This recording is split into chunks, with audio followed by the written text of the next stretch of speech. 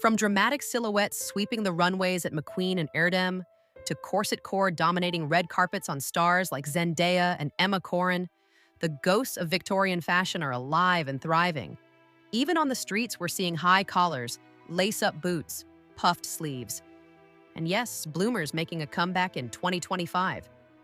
What started as a rigid uniform of status and modesty has now become a toolbox of expression, rebellion, and reinvention. So how did we get from steel cage crinolines to Met Gala couture? Let's rewind to where it all began. It's 1837. Queen Victoria takes the throne at just 18 years old. She's young, modest, and romantic, and her taste becomes the blueprint for an entire century of fashion. Before this, women's clothing in the Georgian and Regency periods was pretty relaxed. Think Jane Austen, high empire waistlines, lightweight fabrics, and not a corset in sight. Well, not a tight one anyway. But when Victoria said, "I do," in a plain white wedding dress with lace trim in 1840, white became the wedding standard. Lace became elite. And suddenly fashion shifted from Grecian flow to structured silhouettes. And thus began the Victorian fashion era, a roller coaster of crinolines, corsets, bustles, and rebellion hiding behind every bow. One of the biggest changes the Victorian era brought? The obsession with the silhouette. In the 1840s and 50s, women's dresses had tight bodices, narrow waists, and bell-shaped skirts supported by multiple petticoats, up to 6 layers if you were dedicated. Then came the crinoline, a hoop skirt made from steel cages. Yes, literal cages. These made skirts massive, sometimes over 6 feet wide. Picture trying to walk through a doorway. Spoiler, you couldn't. By the 1870s, fashion shifted again, the front flattened, and all the drama moved to the back, giving rise to the bustle. These exaggerated padded or cage-like structures emphasized the rear, which, fun fact, was a total 180 from earlier ideals of modesty. We cannot talk about Victorian fashion without addressing the corset. Corsets were everywhere, yet worn to nip in the waist and give that idealized hourglass figure. But they were more than just waist snatchers. They were cultural symbols.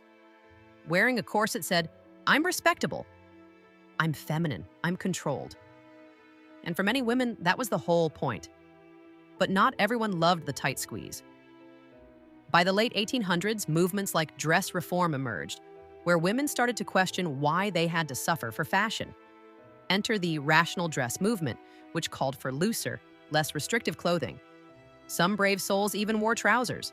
Scandalous, I know. And here's the thing. We're still having that conversation today. Think about corset-core blowing up on TikTok.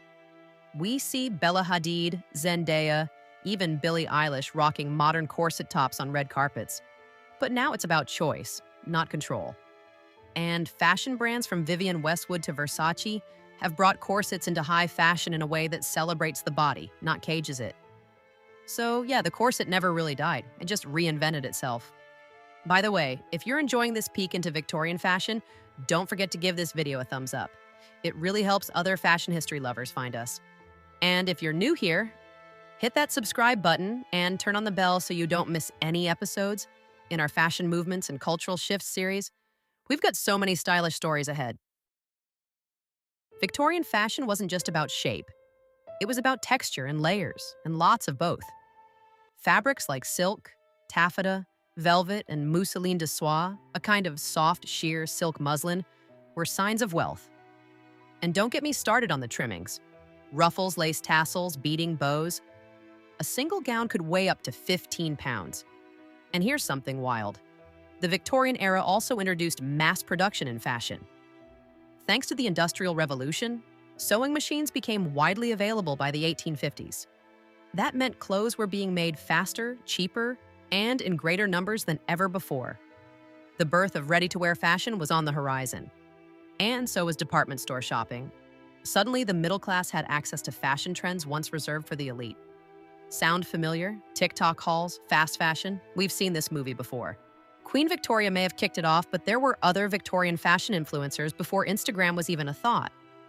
Take Empress Eugénie of France, a real-life fashion influencer whose portraits helped launch trends across Europe.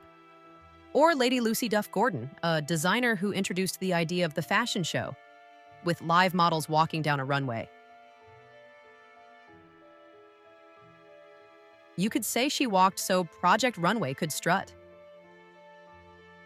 And of course, let's not forget the rise of fashion magazines like the English Woman's Domestic Magazine and Harper's Bazaar. These publications featured detailed fashion plates, like 19th century Pinterest boards, and spread styles to women all over the Western world. So what's the legacy?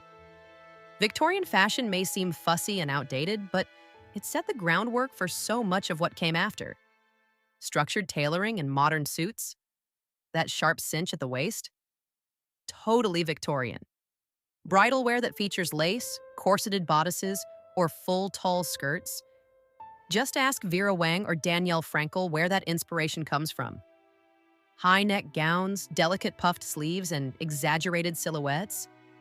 That's the whole vibe behind brands like The Vampire's Wife, Rodart, and Dior's pre-fall 2020 collection.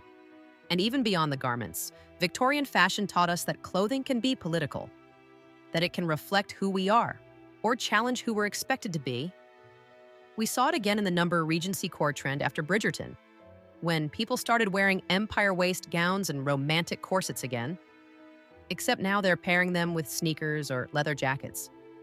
It's all connected. Fashion isn't just cyclical, it's layered, threaded through time. So the next time you wear a corset top, shop at a department store, or browse fashion inspo on Pinterest, just remember you're channeling a little bit of Victorian boldness, and this is just the beginning.